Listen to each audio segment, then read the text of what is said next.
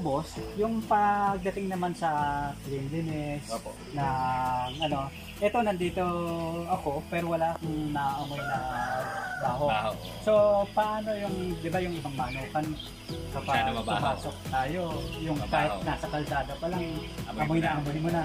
Pero dito, malayo, malapit, Oo, walang walang ano. amoy. Anong sikreto naman yun? Ito yung mga ipa natin. So, every 3 days to 1 week, Opo. pinapalitan po namin yan. Opo. Kung makikita mo ito, yung mga nakasako ng ganyan. Ito po. Oo, yan. Yung mga luma na yan. Na, habang ngayon, dito kasi isa nating kasama dito. Nagpapalit siya ngayon. Kasi nga every 3 or 5 days, 7 days, nagpapalit kami. Ito si, Yan, si Dilby. So, yung maglalagay nyo ng mga bagong ipa Opo. sa ilalim. Ito, bagong palit na ba ito? Bagong palit na po mga ito. to.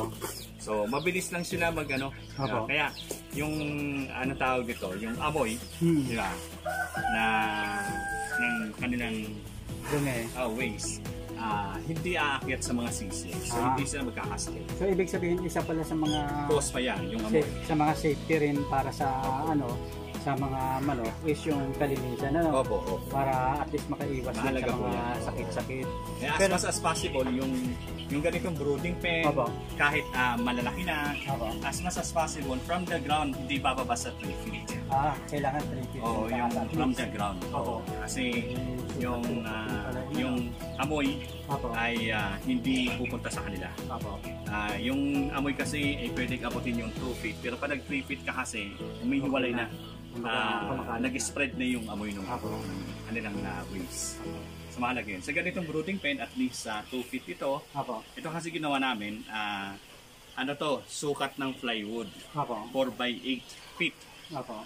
Ang buka niya ay 4, Opo. 8 yung haba, ito naman ay 2 feet lang yung taas. Opo. Nag-stay sila dito until 1 month. Opo. Pagkatapos nila mag-stay dito ng 1 month, pupunta na sila doon sa growing pen. Kasi ito, brooding pen lang ito. Opo. Tapos, ito naman po, gaano katagal yung tinatagal ng ipa? Sa ilalim Sa nila. ilalim. 3 to 7 days lang. 3 to 7 days. Oo. Ayan. Tapos medyo napansin ko, boss, medyo manipis lang din yung ipa na nilalagay. Oo, manipis Kasi yan. sa iba, yung parang nakikita ko, yung sobrang kapal, yun Doon din magagana yung amoy. nagkakaroon ng amoy. Oo, Ayan. doon din So magagana. ito, ang technique Manipis nila lang. dito, manipis lang, Oo. mas madaling linisin, Oo. mas mabilis linisin. Tapos, Actually, mag 3 to 4 days, pwede namin yung patungan. oo. Yeah, patungan ng patungan, Oo. saka namin lilinisin. Oo. Kung walang time. Pero pag may time, as much as possible, in a week, Palit. kailangan palit. Opo. Tapos, eto ba, boss, yung mga dumi niyan, pwedeng gawing Pataba. ano? Oo. Pataba sa mga Ginagawa halaman. namin dito sa mga gulayan namin. Opo. Di ba? Pagka medyo kailangan ng pang-abuno, Opo. kukuha kami dun sa nilalagyan namin itong mga ganito. Opo. So, inaabuno namin. Pinapatuyo pa po ito, boss, o hindi na? Mas maganda kung tuyo. Opo. Maganda kung tuyo. Lalo yung kanilang mga waste, Opo. mas maganda tuyo. Doon sa mga interesado na gustong mag-start up ng business na katulad nito, ako, kilala ko si Sir Aldren.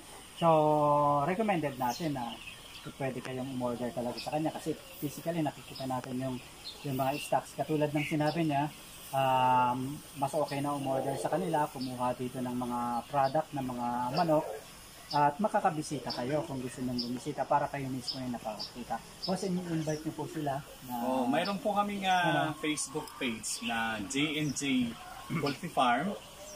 Pwede nyo pong i-message doon, kunin yung number namin, tawag po kayo. Personal number ko po yun, pwede kayong tumawag doon. Actually, yung mga OFW ay nagsasakripisyo pa from different countries. Tumatawag po sa amin. Gamit yung number ko mismo na nakukuha sa ating vlogger na Kabady. Actually, malaking tulong sa amin itong ginagawa ni Kabady.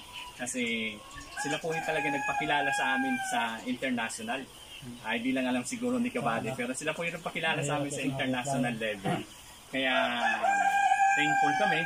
Diba? Salamat ng todo, ng marami. Diba? Kasi yun po, malaking tulong sa amin ang Kabady. Marami pong may mga vlogger din na pumapasok dito. Pero iba po yung dating ng Kabady talaga. Diba? Salamat po sa inyong tulong. At yun po, pwede kayong bumisita dito sa aming farm. Nandito po kami ngayon sa Zone 2. Pugay, San Jose Partido, Camarines Sur.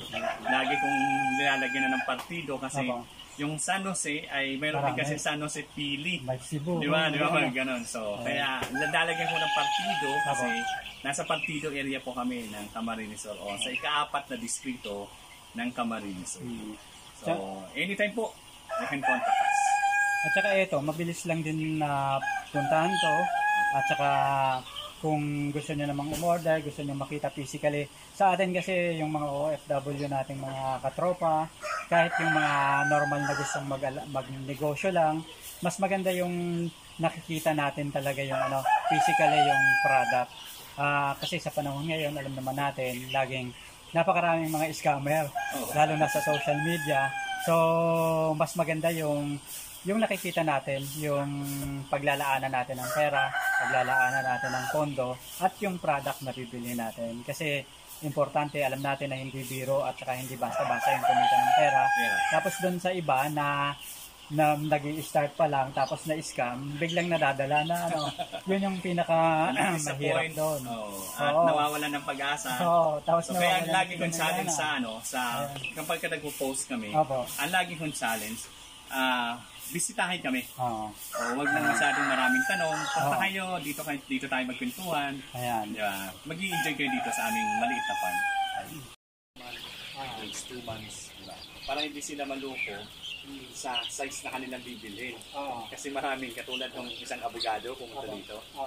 Pinakitaan siya ng ready to lay. Pinakita sa akin yung size. Sabi ko, boss, 2 buwan lang yan.